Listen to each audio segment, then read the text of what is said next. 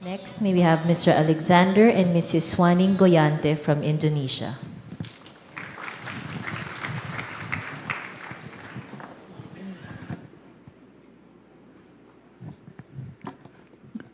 Good afternoon,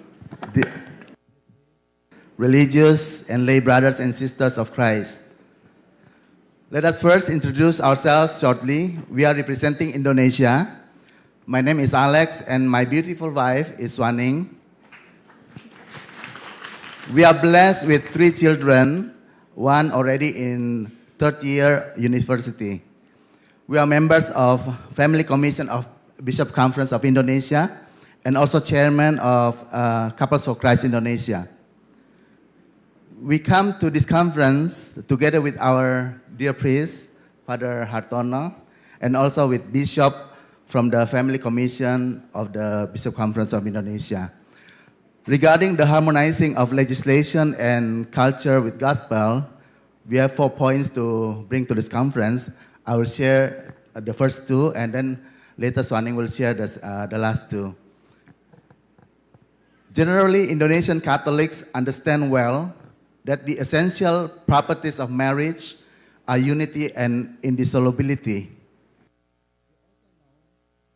Marriage covenant is established by men and women as a partnership of their whole life, and its goals are well-being of the spouse and the procreation and upbringing of the children.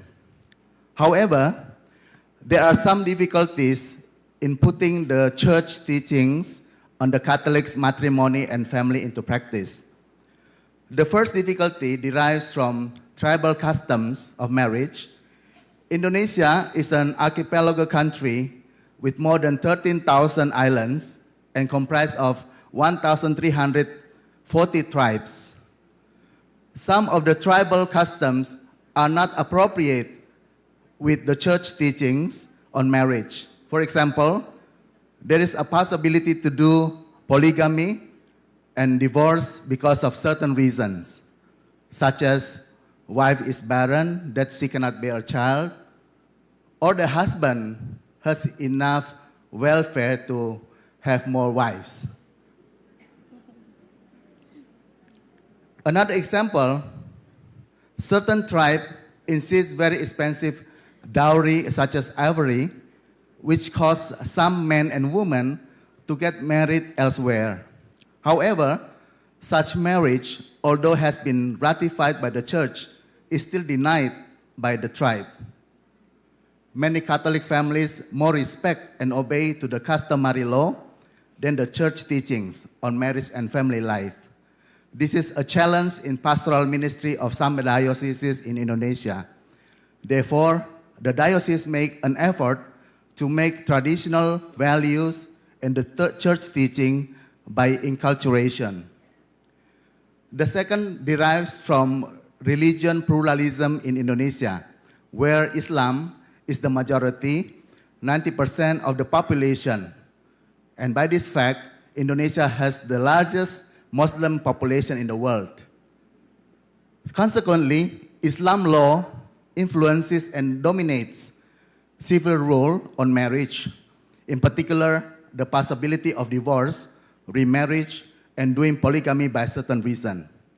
Besides that, today's lifestyle of some Indonesians is affected by secularism and globalization that open to a possibility to do cohabitation and free sex. Indonesian Catholics know that the marriage between the baptized man and woman is a sacrament. Hence, they know that the disparity of cult marriage is not a sacrament. For this reason, some Catholic families avoid and even objected the mixed marriage, in particular the disparity of cult marriage. However, facing the fact of Islam majority, the disparity of cult marriages tend to increase every year. Such situation insists a good preparation of marriage course before their wedding, accompanied by post-catechism of marriage and family life with pastoral care, and further affirmation that family is ecclesia domestica, that family is a school of faith and humanity whose responsibility is giving education and conveying the faith to the children. However, there is still good news in regards to the legality of marriage in Indonesia. Indonesian government acknowledges 6 mainstream religions in countries such as Islam, Christian, Catholics, Hinduism, Buddhism, and Confucius. It also establishes that marriage have to be ratified before, according to the religion, before legalized by the civil law. So the civil institution does not accept and legalize the marriage that is not ratified yet by the law of their religion. So this is one thing that we should be thankful, that Indonesian government regards the right of religion, especially in family matters. Suanning will continue. Thanks. I will continue with the issue number 3 on family planning in Indonesia. Indonesia government, by reason of population growth and preventing baby boom and birth control, intensively promotes and requires the Indonesian couple to use the contraceptive method by IUD, pills, condom, sterilization, and assert that to achieve prosperous and happy life, families should have only 2 children. On the contrary, the Catholic teaching on Humanae Vitae, realizing life is sacred and meaningful, that marriage is a vocation of the human person to actualize God's love, and families are communities of love, and ready always to welcome a new life that is a new human being. Respect for human life, pro-life, and dignity of marriage, and the covenant of marriage for procreation and upbringing their children. So even though the Catholic families know the church teaching prohibits the use of artificial and chemical methods of family planning, contraceptive method, and even in the preparation of marriage course before they can accept sacrament of marriage, they still don't follow. The Catholic couples prefer to use contraceptive, their natural method, with the reason of easier and work out well, especially for those with simple education, as they do not need to count on fertile and unfertile times. Moreover, the unsuccessful method of natural planning made them criticize the church teaching on the prohibition of using contraceptive method, and sometimes even they forced to abortion due to economic reasons. The Catholic Church still insists on this matter, and I can share my own experience when we attended pre-marriage course at a young age without experience and guidance how to apply this, and made it difficult to put into practice. However, we are blessed to attend the marriage enrichment retreat brought by Couple for Christ community at that time from Manila. Then there's one topic regarding sex in marriage as an eye-opener for us, as a couple realizing about God's plans. And there's a medical doctor to explain how to do this building ovulation method. And since then, we are successfully, until now, have 3 children without even using contraceptive method.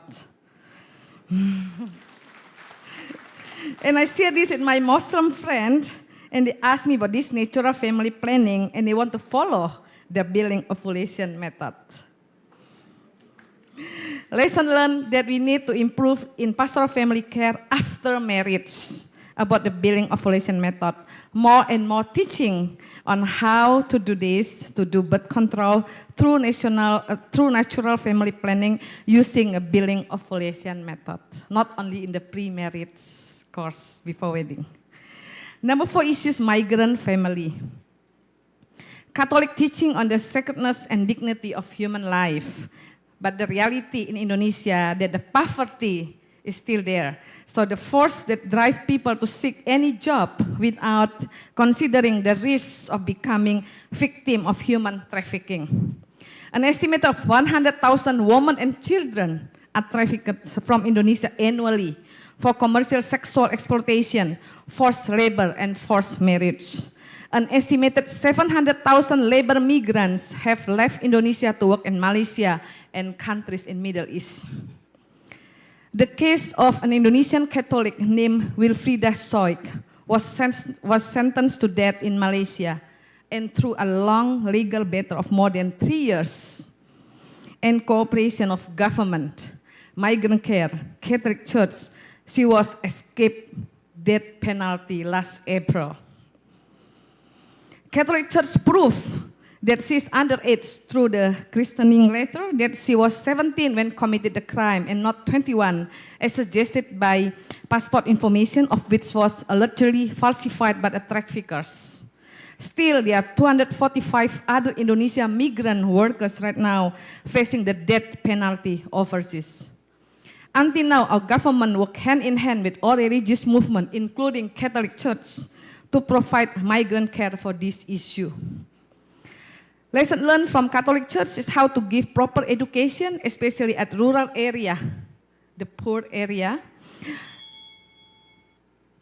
How to avoid job-seeking opportunity overseas becoming a victim to traffickers.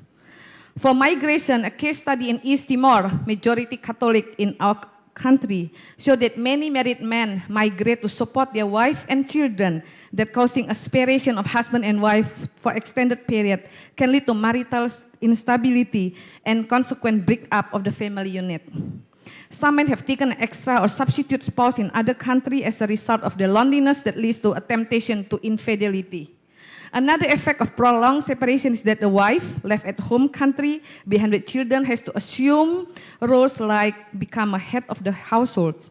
She become more independent. It can lead to marital conflict when the husband back to home country. Another issue in the rural area, there were forced marriage at young age that creates a problem of Catholic marriage in some cases of separated marriage. However, in Indonesia, the Catholic Church provide pastoral care, migration care and pastoral care for the victim of the trafficked children and also to the migrant family to show a love to them as God's love. As a conclusion, Catholic Church Indonesia continue to harmonize legislation and culture with the gospel. So may God be praised. God bless. Maraming salamat po. Thank you very much, Mr. Alexander and Mrs. Suanning Goyante.